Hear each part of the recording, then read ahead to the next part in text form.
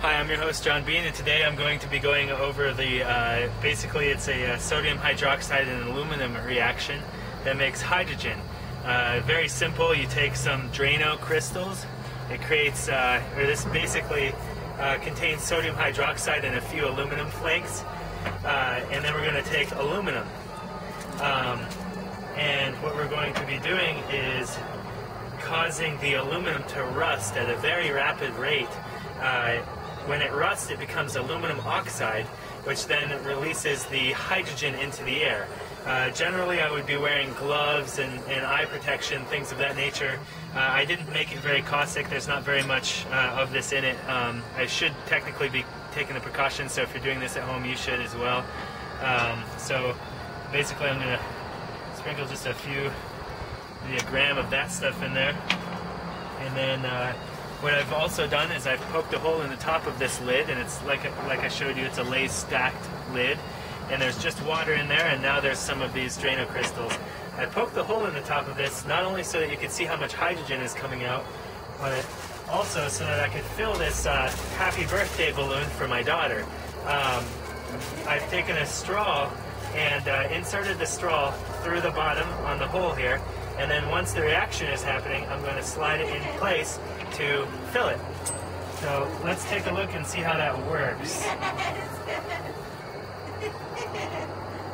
Here, I've got aluminum foil balls there, and we're going to stick the aluminum foil balls in there, and maybe just to help the reaction, I'll throw a few more pieces of aluminum. There we go. Now you may be able to see there's already hydrogen coming out of the top of this thing.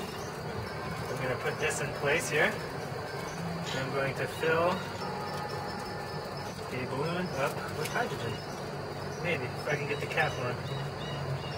There we go. Now the reaction starts off slow at first, and then as time goes on, as the reaction goes on, it actually picks up at rate.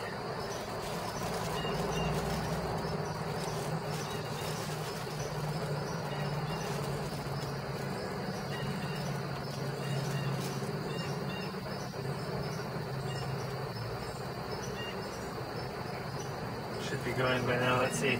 Let's take a peek and see how much hydrogen is being produced. Okay, there's a tremendous amount of hydrogen being produced, but it's not under pressure.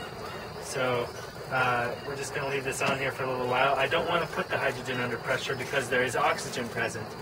And anytime you have oxygen and hydrogen together under pressure, then they want to combine, which can cause an immense explosion and water.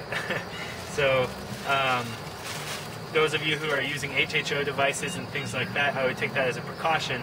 If you're going to put it under any kind of pressure, some people I've seen using balloons and things like that to pressurize it to hold more. I would caution that strongly. I want to show you guys how cool this can be. So I'm going to go ahead and throw in a little bit more aluminum here, maybe a couple chunks of that. Some big surface area. There we go. That's more like it. You can see the amount of hydrogen coming out of that now. Now we should start to see a difference in the reaction. It's becoming very hot. It's exothermic reaction.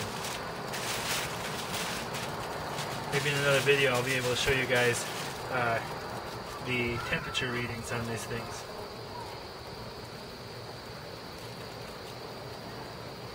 There's actually bubbles of hydrogen coming out top there.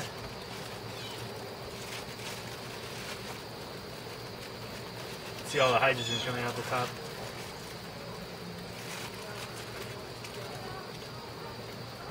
I think maybe this container is just not sealed enough to fill this balloon. Let's see if I pull it apart, if I can create some suction to get it started.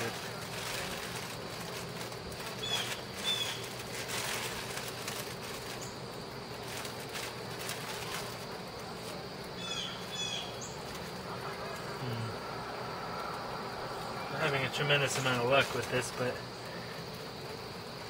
we're producing a great amount of hydrogen. Whoa, a ton of hydrogen. Ooh, that'll heat your house. That's hot. Hot, hot, hot. Well, so much for that experiment, but as you can see, there's a ton of hydrogen that's being produced by this reaction. Go ahead and throw in a little bit more of this stuff, and I can see that the amount of water I have coming out of that is tremendously lower than what it was when we started. Yeah. Now this is hydrogen. You can burn this hydrogen. This reaction can happen under pressure.